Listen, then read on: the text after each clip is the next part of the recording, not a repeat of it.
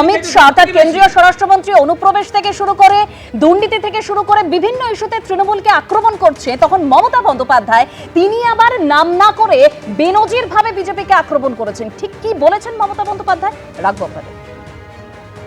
বাংলায় আমি elected chief minister থাকা সত্ত্বেও সব পাওয়ার কেড়ে নিয়ে সেন্ট্রাল গভর্নমেন্ট আত্মার দুই শয়তান,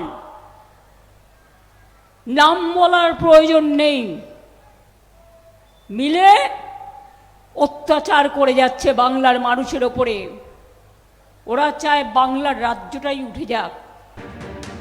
চয়নদা, দেখুন এই কথাগুলো কতটা যুক্তিযুক্ত সেসব তো মানুষ বিচার করে নেবেন। তো আমার কাছে কথা কি জানেন তো, যে এই অনুপ্রবেশ নিয়ে আজকে স্বরাষ্ট্রমন্ত্রী বলছেন 2005 সালে 4 আগস্ট আপনারাও অনেক অনুষ্ঠানে বারবার মনে করিয়ে দিয়েছেন যে অনুপ্রবেশ ইস্যুটা তুলেছিলেন সংসদের মমতা বন্দ্যোপাধ্যায়। এবং সবচেয়ে মুশকিল হচ্ছে সে সময় অনুপ্রবেশকারীদের ভোটার তালিকায় থাকা নিয়ে সবচেয়ে বেশি সরব হয়েছিলেন মমতা ব্যানার্জি। আসলে আরএসএসের এজেন্ডা দুটো দলই ইমপ্লিমেন্ট করে। অদ্ভুতভাবে যেটা প্রদীপ্ত একটা কথা তুললেন খুব যুক্তিসঙ্গতভাবে, যদি হস্তান্তর হয়ে থাকে সেই জমির উল্লেখ স্বরাষ্ট্রমন্ত্রী তার ভাষণে করলেন না কেন? এই বিষয়ে বোঝা যাচ্ছে যে ওর সমস্যাটাকে জিইয়ে রাখার একটা প্রবণতা অদ্ভুতভাবে দেখতে পেলাম। দুই, যেটা নির্দিষ্টভাবে বলে রাখা দরকার যে এই যে চার্জশিট যেটা দিলেন স্বরাষ্ট্রমন্ত্রী, সেখানে কর্মসংস্থান বলি বা বন্ধ কারখানা খোলা বলি, শিল্প স্থাপন বলি, এগুলো নিয়ে খুব সুস্পষ্ট একটা নীতি আমরা দেখতে পাইনি, যেটা খুব স্পষ্টভাবে আরও বলা দরকার। উনি বললেন যে নারী সুরক্ষার জন্য উনি সর্বোচ্চ নিয়োগ করবেন, দুর্নীতির বিরুদ্ধে লড়াই করবেন, ভ্রষ্টাচারের বিরুদ্ধে লড়াই করবেন। কিন্তু মুশকিলটা হচ্ছে যে এই দুর্নীতিগ্রস্তরা কিন্তু এই তাঁরা যখন কেন্দ্রীয় সরকার হলেন, কেন্দ্রীয় এজেন্সিগুলো যখন এখানে কাজ করলো, তখন বিনা বাধায় সমস্ত দুর্নীতিগ্রস্তরা ঘুরে বেড়ালো। দুর্নীতিগ্রস্তদের ধরবার তো কোনো চেষ্টাই করাই হলো না। একজন অভিযুক্তকে আমরা দেখলাম, তিনি রাজ্যের সর্বোচ্চ পদাধিকারী, তিনি ফাইল বগলদাবা করে বেরিয়ে এলেন। এখনও সেটাকে কিভাবে সামলাবেন কেন্দ্রীয় তদন্তকারী সংস্থা বুঝতেই পারছে না। এই সংস্থা কিন্তু প্রত্যক্ষভাবে আমাদের দুই শীর্ষস্থানীয় প্রশাসনিক প্রধানের দেশের তাঁদের অধীনে, নির্দিষ্টভাবে বলে রাখা দরকার। এই সব কথাবার্তা ভোটের আগে বলে কোনো লাভ নেই। গত 5 বছরের সুযোগ পেয়েছেন, দুর্নীতিগ্রস্তদের বিরুদ্ধে ব্যবস্থা নেননি। কাজে আপনাদের কথা এখন আমরা কেন শুনবো একটু বলবেন? আমি খুব স্পষ্টভাবে বলছি, দুর্নীতির বিরুদ্ধে বলুন, অনুপ্রবেশকারীদের বিরুদ্ধে বলুন, এই কথাগুলো শুধুমাত্র পলিটিক্যাল ইস্যু। দেখুন, এরা চেয়েছিলেন এসআইআরের নামে একটা সাম্প্রদায়িক বিভাজন তৈরি করতে, কিছুটা হলেও সফল হয়েছেন। আমরা দেখতে পেলাম যে অনেকটা জায়গাতে বুমেরাং হয়ে গেলেও এরা একমাত্র অনুপ্রবেশকারী, একমাত্র রোহিঙ্গা, এরা নাম বাদ গেছে। একদম, মানে চয়নদা বলছেন যে এই অনুপ্রবেশ বা দুর্নীতি ইস্যু সেগুলো হচ্ছে শুধুমাত্র পলিটিক্যাল ইস্যু, মানুষের কথা নয়। আমি কেয়াদি এবং প্রদীপ্ত রিয়াকশন নেব, তার আগে মহানন্দা দি। অর্থাৎ মহানন্দা দি, দেখুন অমিত শাহ বা নরেন্দ্র মোদী যেই বলুন না কেন, প্রত্যেকেই বলছেন বেছে বেছে অনুপ্রবেশকারীদের বাদ দেবো। আবার মমতা বন্দ্যোপাধ্যায় অর্থাৎ তৃণমূল বলতে চাইছে বেছে বেছে এসআইআর থেকে নাম বাদ দেওয়া হচ্ছে। কিন্তু আসল প্রশ্ন হচ্ছে, আমরা সেই শুদ্ধ ভোটার তালিকা পাবো তো? যে অনুপ্রবেশকারীরা আমাদের অধিকারে ভাগ বসাচ্ছে তারা কারা, সেটা সামনে আসবে তো? দেখো, বিজেপি পার্টির ভোটের অস্ত্র হয়ে গেছে অনুপ্রবেশকারী, অর্থাৎ এসআইআর। অথচ শিক্ষা, স্বাস্থ্য, শিল্প নয়, দুর্নীতিও নয়, যেটা একটু আগে চয়নদা বলছিলেন। একটা কথা মনে রাখা দরকার যে সংবিধানের অনুচ্ছেদ 21 একটা কথা বলা আছে, প্রদীপ তো খুব ভালো জানবে, যে পুষ্টি, শিক্ষা, স্বাস্থ্য এগুলো কিন্তু মানুষের সক্ষমতা বাড়ায়। এবং অনুচ্ছেদ 38-এও একটা কথা বলা আছে যে মর্যাদার সঙ্গে বাঁচা। এই কথাগুলো সংবিধানের কথা, মানুষের মনে রাখতে হবে। কিন্তু এখন কি হয়ে গেছে যে এই সমস্ত জিনিসগুলোর কোনো গুরুত্ব থাকছে না, চলে আসছে ধর্মীয় মেরুকরণ, এসআইআর অস্ত্র করে অনুপ্রবেশকারী। একটা কথা মনে রাখবেন যে অনুপ্রবেশকারী হিসেবে যাদের কথা বলা হচ্ছে তাদের এক্স্যাক্ট ডেটা কিন্তু এখনো পর্যন্ত ইলেকশন কমিশন পাবলিশ করেনি, অর্থাৎ মানুষ ধোঁয়াশার মধ্যে রয়েছে।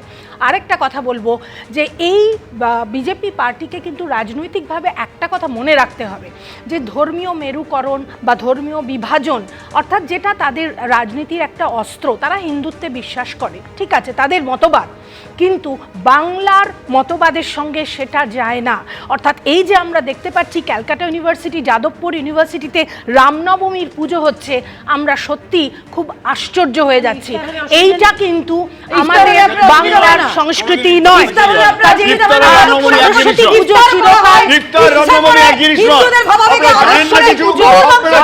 চিরকাল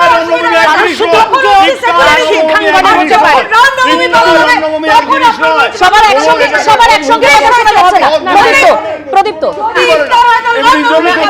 আমি থামালাম, কেয়াদি চয়নদা দুজনকে থামালাম। প্রদীপ্ত, আমরা দুর্নীতি নিয়ে যখন কথা বলছি আমরা ভুলে যাচ্ছি বিজেপির মুখ থেকে কার কার কথা বলা হয়েছিল, যাদেরকে চার্জশিট বিজেপি দিয়েছিল।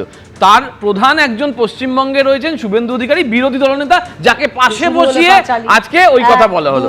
পাঁচালি হচ্ছে 6 বার নয়, হিমন্ত বিশ্ব শর্মার নাম 5 বার নেব, নাম নেব অশোক চৌহানের নাম নেব অজিত পাওয়ারের নাম যিনি স্বর্গত হয়েছেন, নাম নেব নবীন চিন্তার, নাম নেব প্রফুল প্যাটেল, নাম নেব ভগবান জগৎ। তোমার সামনে আমি কিভাবে বলতে থাকবো। আর নারী সুরক্ষা, রাজস্থানের কি খবর দিদি? সুরক্ষা দিতে পেরেছো? মণিপুরের কি সুরক্ষা দিদি? মণিপুরে তো একজনকে ওরকম ভাবে উলঙ্গ করে নিয়ে রাস্তায় ঘুরে বেড়াচ্ছিল, সেইখানে তো অসুবিধা হচ্ছে না কেন দিদি? মনে পড়ছে না দিল্লির কথা, মনে পড়ছে না মধ্যপ্রদেশের কথা, মনে পড়ছে না উত্তরপ্রদেশের কথা? তোমরা তো ধর্ষকদের মেলা দিয়ে দিচ্ছ, তোমরা মালা করে দিচ্ছ, তোমরা দলে নিয়ে ওই বিভূষণ শর্মাদের। তৃতীয় প্রার্থী তালিকা প্রকাশের পরও পদ্মে প্রার্থী ক্ষোভ চলছে। সল্টলেকে রাজ্য দপ্তরে বিক্ষোভ বিজেপি কর্মীদের একাংশে। চন্দননগরের বিজেপি প্রার্থী দীপঞ্জন গুহকে মানছি না বলে স্লোগান ওঠে।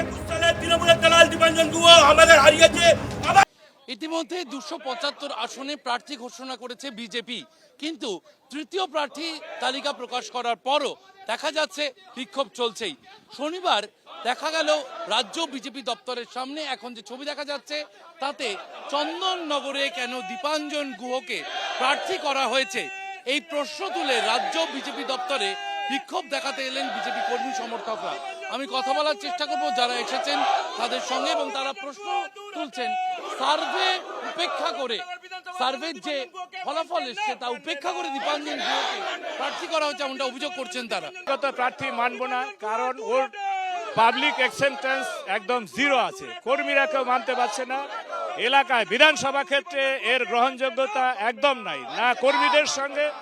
এবং বিধানসভা এলাকার মানুষ আমাদের কাছে কমপ্লেন করছে যে এই যদি প্রার্থী আপনাদের হয় ভারতীয় জনতা পার্টির, আমরা একটা ভোটও একে দেব না। চন্দননগরে তৃতীয় তালিকায়, বিজেপির তৃতীয় তালিকায় প্রার্থী হিসেবে দীপাঞ্জন গুহর নাম ঘোষণা করা হয়েছে, এবং সেই দীপাঞ্জন গুহকে বহিরাগত তকমা দিয়ে মানছি না মানব না স্লোগান তুলে চন্দননগরের বিজেপি কর্মী সমর্থকরা তারা জড়ো হয়েছেন রাজ্য বিজেপি দপ্তরে। তাদের বক্তব্য, দীপাঞ্জন গুহকে বাদ দিয়ে যে কোনো ভূমিপুত্র বা ভূমিকন্যাকে প্রার্থী করা হলে তারা চন্দননগর বিধানসভাটিকেও বঙ্গ বিজেপিকে উপহার দেবে, এমনটাই তারা দাবি তুলছেন। ক্যামেরায় ভগবান শাহের সঙ্গে শিবাশিস মৌলিক, এবিপি আনন্দ, কলকাতা। এবিপি আনন্দ, এগিয়ে থাকে, এগিয়ে রাখে।